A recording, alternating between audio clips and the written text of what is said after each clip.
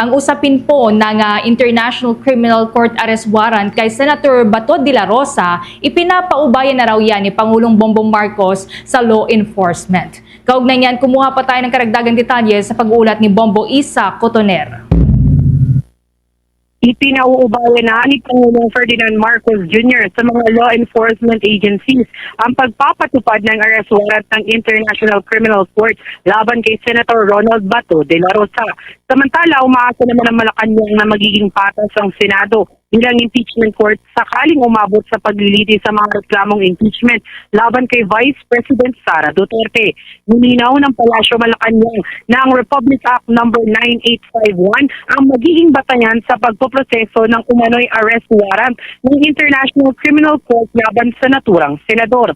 Sa pulong balitaan ngayong araw, sinabi ni Palace Press Officer Claire Castro na hindi na miyembro ng ICC ang Pilipinas kaya umiiral ang mga lokal na batas kaugnay ng usapin. Kinumpirma rin ni Castro na nakarating na kay Pangulong Ferdinand Marcos Jr. ang balita tungkol sa umano'y ICC warrant laban sa senador. Giit niya, malinaw ang direktiba ng Pangulo sa mga enforcement agencies na pairalin at sundin ang batas sa lahat ng pagkakataon. Kaugnay niyan, pakinggan natin ang tinig ni Palace Press Officer Claire Castro. Hayaan po natin ang mga law enforcement agencies po natin at ang mga ibang ahensya na nakakapaloob dito ang siya pong magsalita patungkol po dito. Tingko po, ano ba ang umiiral na batas sa atin? Hindi po tayo miyembro ng ICC. Ang umiiral po na batas sa atin ay ang RA 9851. At yun po ang ipapatupad sa anumang pagkakataon dahil ito naman pong RA 9851 ay nagamit na rin po ng Supreme Court sa ibang mga kaso. Kaugnay nito, sinabi rin ng Palasyo na hindi pa pinag-aaralan sa ngayon ng administrasyon ang muling pagsali ng Pilipinas sa Rome Statute o pagiging miyembro muli ng International Criminal Court.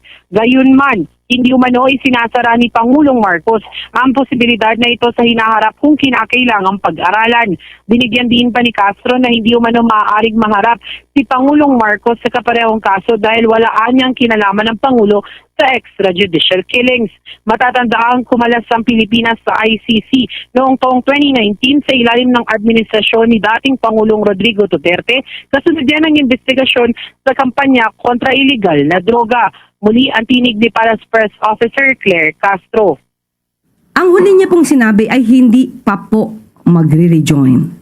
So kung kinakailangan po sigurong aralin sa mga susunod ng araw ay hindi naman po sarado ang Pangulo dyan. But sa ngayon, ang huli namin pag-uusap ay hindi pa po magre-rejoin.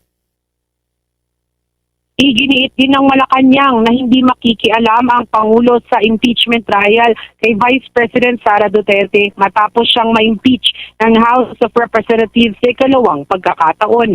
Ayon kay Castro, nasa kamay na ng Senado ang magiging kapalaran ng articles of impeachment laban sa Vice Presidente. Iginagalang ng Malacanang ang kapangyarihan at kalayaan ng Senado sa pagdedesisyon kaugnay ng impeachment trial. Dagdag pa niya, umaasa ang administrasyon na magiging patas ang mga senador sa paghawak ng kaso at pagbibigay ng desisyon. Ang tinig muli ni Palace Press Officer Claire Castro. Hindi naman po pwede maging exemption, no? Or ma-exempt itong impeachment trial. Dahil kung may dapat na mapanagot, ay dapat na managot. So pangkalahatan po, sa lahat na maaaring may akusasyon, so dapat lamang po na magkaroon ng pagdinig, malaman kung anong katotohanan, hindi para husgahan agad ang sinuman. Matatandaang inaprubahan na kahapon ng Kamara ang impeachment complaint laban kay Duterte sa botong 257 na pabor, 25 na tutol at 9 na abstention. Mula sa Malacanang, ito si Bombo Isa Cotoner and this is Bombo Radio Philippines, the number one and most trusted source of news and information.